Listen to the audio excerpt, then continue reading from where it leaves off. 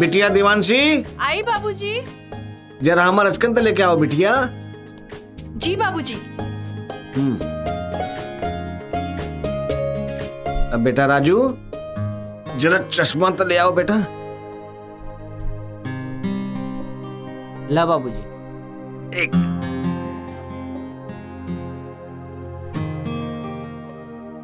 ले कुंडली है आ फोटो है हाँ। आ दही चीनी खा ले। हाँ खाते।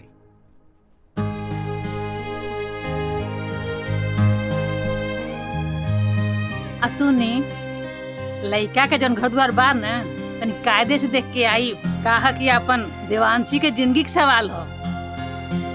अरे बहादुरपुर कौन दूर बा है? एक काम कर, तू घर के ख्याल रखा। अरे हम शाम तक लौट ही आए। हाँ। अच्छा हम चलते। भगवान जाने देवांशी के नसीब कैसन बा। पता नहीं लड़का वाले मनी है कि नहीं। और आजकल दहेज के महामारी चरम सीमा पर। ई गरीब घर में लड़की पैदा होला भी अभिशापित बा। जितना ही पानी बना है मैं पटा दी है। अकेरा के घर सब जब काट के ना साहब, जाके एक पहुंचा मिनट। दिए। का मत बा? हमके बहादुरपुर के हवेली में जाए के बा। हवेली में जी। कहा कम बा? हवेली के ठाकुर साहब से मिले के बाद। ठाकुर साहब से?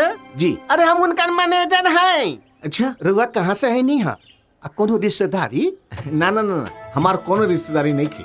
बाकी रिश्तेदारी बनावे की बा। रसलपुर हमार घर बा। अच्छा अच्छा अच्छा अच्छा, हमरा साथे चले। आई आई जी चलिए। राजेश जी तू पुरनका ट्रैक्टर के बेचवावे के कोशिश कर, सुनला कि ना? जी अब गाड़ी ले जाके सर्विसिंग में दे दा। ठीक बा? ठीक बा। जा।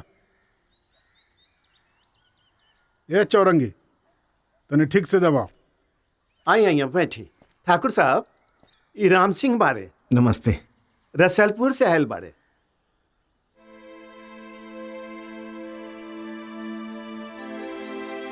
रुआ का सोचत बानी? बैठी ना। जी। बैठी। अब ई बताई कि रउआ एहिजा कैसे आ गई नी? अपना बेटी के बदे रउआ के यहाँ रिश्ता खातिर आयल बानी। अच्छा अच्छा, त फोटो टिपन ले आइल बानी? जी।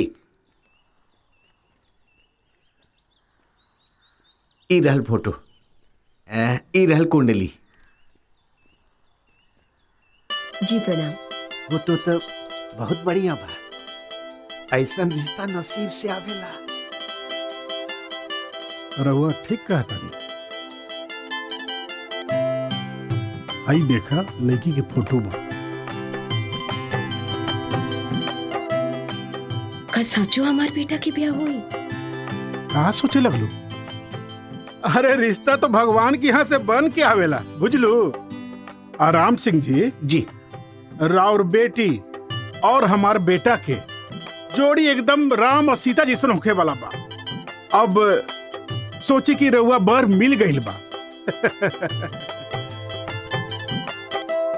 अच्छा तो हमरा जाए के इजाजत दी। लेकिन लड़का देख के तो जाती। इतना अच्छा घर में बेटी तो लड़का पसंद के लिए भी है, तो हम का देखी? अरे लड़का देखे के कोनो जरूरत नहीं की। राउर पर हमरा इतना भरोसा बा। बाकी एगो बात कहे के रहल। का कहे के चाहता नहीं? कि हमरा पास दहेज बदे देवे खातिर बेटी के सिवा और कुछ नहीं की। कैसन बात कहता नहीं रहुआ? लड़की तो खुदे लक्ष्मी होके लिए। ठीक है, जाई रहुआ ब्याह के तैयारी करी जाई। जी जी। चलिए जी, छोड़ दे। प्रणाम।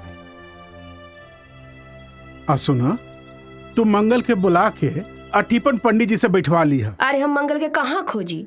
वो कबो घर में रहेला? काहे वो कहाँ रहेला? होई कहीं मस्ती करत? ए कटारी, अरे तू आज तो हमरा दिल में बस गई। ओ का ना, बस एक बार हवेली के चाबी हमारा हाथ में आए थे, फिर देखा, फिर तो तोहरा के हम गुराइन बनाए। वो कहा ना, केहू न केहू तो चाहिए वंश चला के। रहल बात भैया के, उनकर तो वंश हम चले ना दे। यही नाते फुआ फूफा हमके गोद ले बाना। बस एक बार बस एक बार हमका मौका मिले तो फिर देखा ये मंगल कैसे राज करेला। राजू के माई, ए राजू के माई,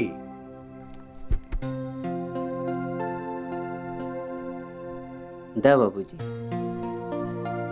इला बेटवा। जी। ली बाबूजी पानी। का जी सब हाल चाल ठीक बा ना?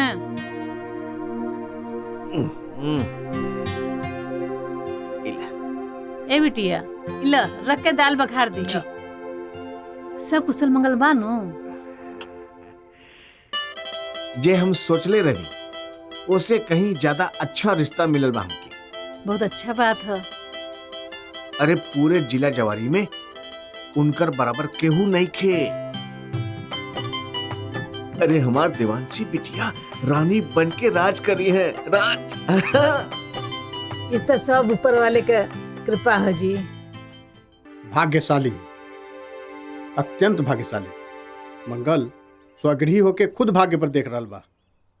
वैसे लड़की के कुंडली मांगलिक है, बाकी लड़का मांगलिक ना है, ऐसे ही ब्याह ठीक ना रही। पंडित जी कोई उपाय करी पंडित जी, कैसे हूँ बियाह हो जाए के चाहिए। वैसे लड़की के शादी से पहले केला के थम बांध के ओकर ब्याह कर दिल जाए तो दुख कट सकेला। समझ गेली ना? 19, 20, 21 ई महीना के 21 तारीख के शादी खातिर एकदम शुभ दिन बा। हाँ चली चली पंडित जी।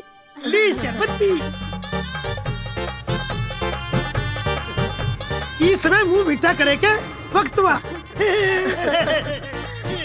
आज हमारा आकाश रही तो कितना खुश हुई। हाँ ये बात तो ठीक है। तो ई खबर हम रसलपुर भिजवा दी। हाँ हाँ काहे ना, अब हम चलत नहीं, जैसन हुई खबर कर दे। राउर बहुत कृपा बा पंडित जी। प्रणाम पंडित जी। सुनो तनु जी। ना अच्छा बोला का बात बा? धत हमेशा मजाके रहुआ सोचा था। हम तो ई कहत रहनी ना कि वो लड़की वाला के कुछ रुपया भिजवा देती ताकि वो गरीब हमनी के औकात से बरातियन के स्वागत बात कर सकी है। न तो कोनो तरह के अगर ऊंच नीच होई तो हमनी के ना इज्जत जाई जी। ई तो हम सोचबे न कईनी।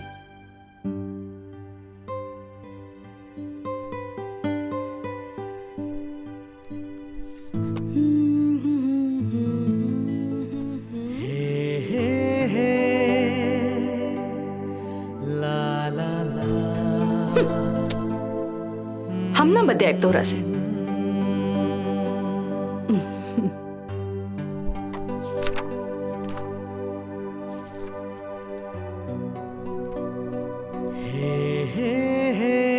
तू तो बड़ा निर्मोही बाड़ा।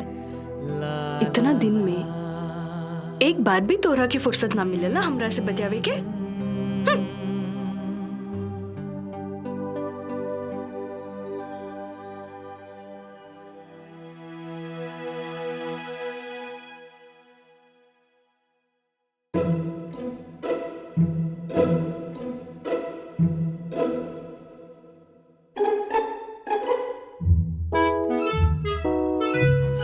कबू ना सोच ले रही कि हमार सपना इतना जल्दी पूरा हुई।